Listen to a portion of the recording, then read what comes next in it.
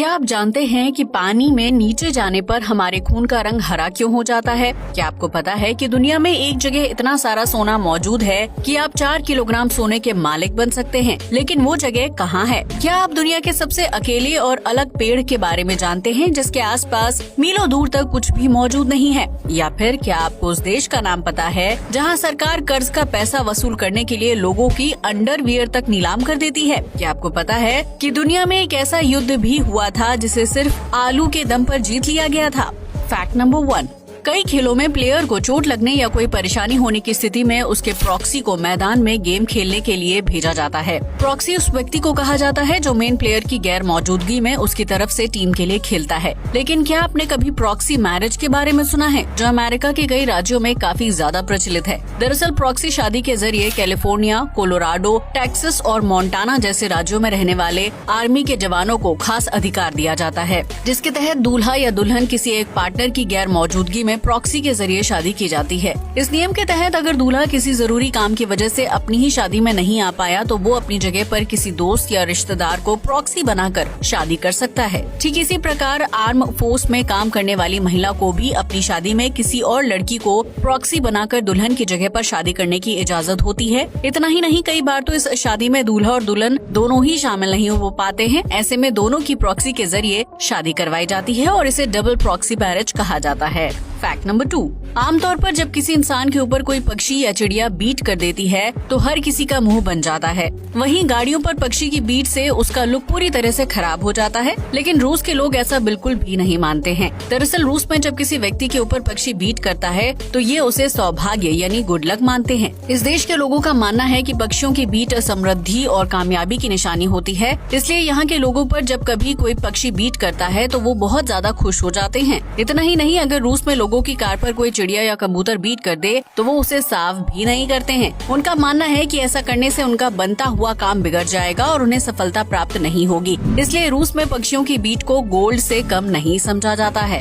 Fact number 3, दुनिया की लगभग हर जेल में कैद अपराधी कभी न कभी वहां से भागने की कोशिश करते हैं, जिसके पीछे उनके खुद के निजी कारण होते हैं। लेकिन अगर पुलिस किसी अपराधी को जेल से भागते हुए पकड़ लेती है तो उसकी सजा बढ़ा दी जाती है या फिर उसे कोई नई सजा सुना दी जाती है। लेकिन डेनमार्क में अगर कोई अपराधी जेल से बाहर भागने की कोशिश करता है और पुलिस उसे पकड़ लेती है तो ये किसी भी अपराध की श्रेणी में नहीं आता है। ऐसे में उस व्यक्ति को न तो कोई अतिरिक्त सजा दी जाती है और न ही प्रताड़ित किया जाता है, बल्कि उसे पकड़कर दोबारा जेल में डाल दिया जाता है। वहीं अगर कोई अपराधी जेल से भागने में कामयाब हो जाता है तो उसे दोबारा पकड़ने की कोशिश नहीं की जाती है।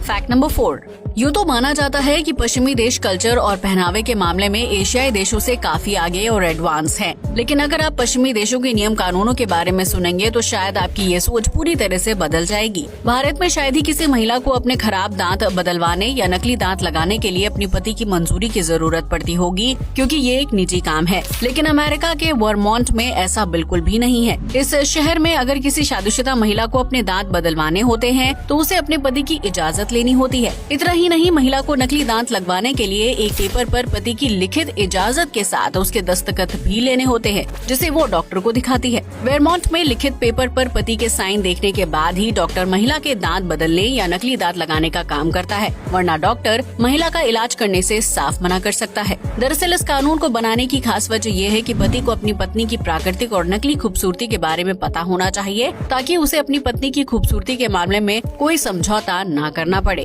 फैक्ट नंबर 5, फ्रांस की राजधानी पेरिस में स्थित एफिल टावर दुनिया की सबसे खूबसूरत स्मारकों में से एक है, जो दिन के उजाले से लेकर रात के अंधेरे में भी जगमगाता रहता है। लेकिन क्या आपको पता है कि अकेले एफिल टावर को रोशन करने के लिए इतनी ज्यादा बिजली खर्च होती है कि उससे पूरे शहर को कई दिनों तक फ्री बिजली मुहैया करवाई जा सकती है। इतना ही नहीं, साल 2013 तक एफिल टावर की लाइट्स को रात भर ऑन रखा जाता था, ताकि रात के अंधेरे में भी उसकी खूबसूरती दूर से दिखाई दे। लेकिन एफिल टावर के आसपास रहने वाले लोगों को इस रोशनी से दिक्कत होती थी, क्योंकि खिड़की दरवाजों को पर्दे से कवर करने के बावजूद भी उनके कमरों में बहुत ज्यादा रोशनी हो जाती थी, जिसकी वजह से वो सही से सो नहीं पाते थे। ऐसे में आम जनता की शिकायत और बिजली की बढ़ती खपत को रोकने के लिए सरकार ने एफिल टावर में रात भर लाइट्स जलाए जाने पर रोक लगा दी थी, जिसकी वजह से रात 1 बजे तक एफिल टावर की बत्तियों को बंद कर दिया जाता था, ताकि आम जनता चैन की नींद सो सके और सरकार के कंधों पर भी बिजली की खपत का बोझ कम से कम पड़े। इसलिए अगर आपको लगता है कि एफिल टावर रात भर जगमगाता रहता है तो ये सिर्फ एक मिथ है। फैक्ट नंबर 6,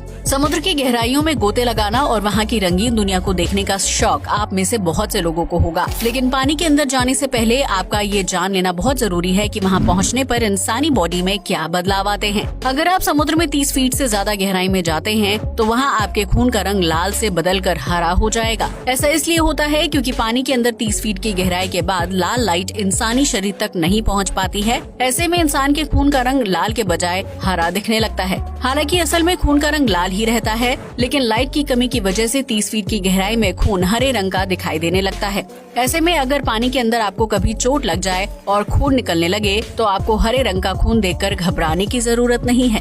फैक्ट नंबर 7, अगर हम आपसे पूछे कि दुनिया में सबसे ज्यादा गोल्ड किसके पास है तो यकीनन आप किसी अमीर व्यक्ति का नाम लेंगे, लेकिन आपको ये जानकर हैरानी होगी कि दुनिया में सबसे ज्यादा गोल्ड किसी इंसान के पास नहीं बल्कि समुद्र के अंदर मौजूद है। जी हाँ, आपने बिल्कुल सही सुना। प्राचीन काल में समुद्री यात्रा के जरिए ही सोने, चांदी और कीमती खजाने को एक जगह से दूसरी जगह पहुँचाया जाता था। ऐसे में कई बार वो जहाज समुद्री तूफान में फंसकर पानी में ही डूब जाते थे, जो अपने साथ ढेर सारा सोना भी ले जाते थे। इस तरह सालों साल तक गोल्ड और कीमती चीजों से भरे कई जहाज समुद्र में डूबते चले गए और समुद्र की गहराइयों में असंख्य सोना जमा हो गया। वर्तमान में अगर समुद्र से सारा सोना निकाल दिया जाए और उसे आम नागरिकों के बीच बांट दिया जाए तो धरती पर रहने वाले हर एक व्यक्ति के पास कम से कम 4 किलोग्राम गोल्ड होगा। इस बात से आप अंदाजा लगा सकते हैं कि समुद्र गोल्ड और कीमती खजाने के मामले में इंसान से कितना ज्यादा अमीर और आगे है।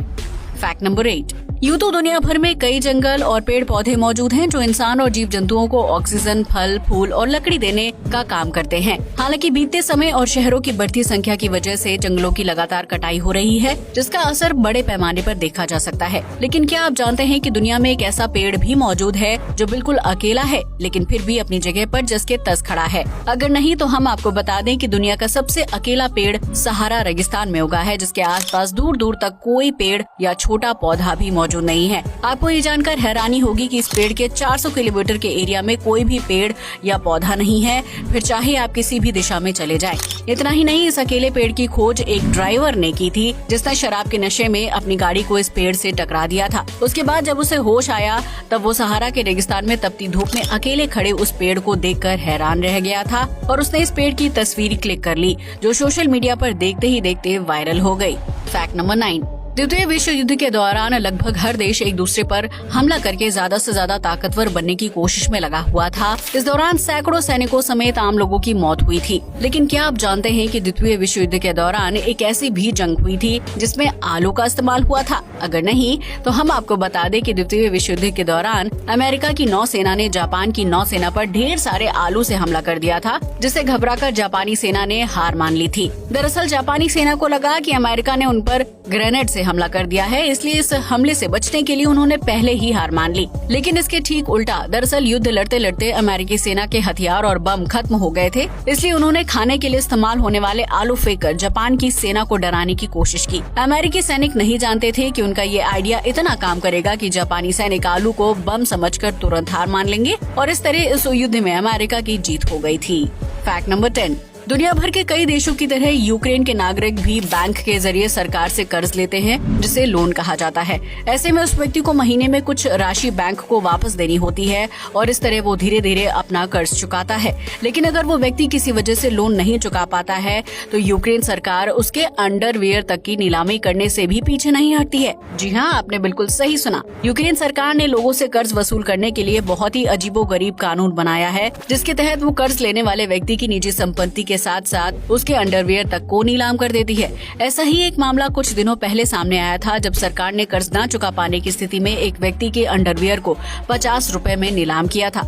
यूक्रेन के इस नियम के तहत डिफॉल्टर्स के पालतू जानवर, रोजमर्रा की जिंदगी में इस्तेमाल होने वाली छोटी छोटी चीजों को भी नीलाम कर दिया जाता है, जिससे मिलने वाले पैसे से सरकार कर्ज की भरपाई करती है। वहीं कई बार गैर जरूरी सामान जैसे स्कूल बैग, कपड़ों और किताबों आदि को वृद्धाश्रम और अनाथ आश्रमों को दान दे दिया जाता है, जिससे उनकी जरूरतें भी पूरी हो जाती हैं। इसलिए अगर आप यूक्रेन में हैं तो यहाँ की सरकार से गलती से भी लोन लेने की कोशिश ना करें, वरना क्या पता आपको बिना अंडरवियर के ही घूमना पड़े। तो दोस्तों, आज के लिए बस इतना ही। वीडियो अच्छा लगा हो तो इसे लाइक और शेयर करें, साथ ही हमारे चैनल को भी सब्सक्राइब करें। जय हिंद दोस्तों।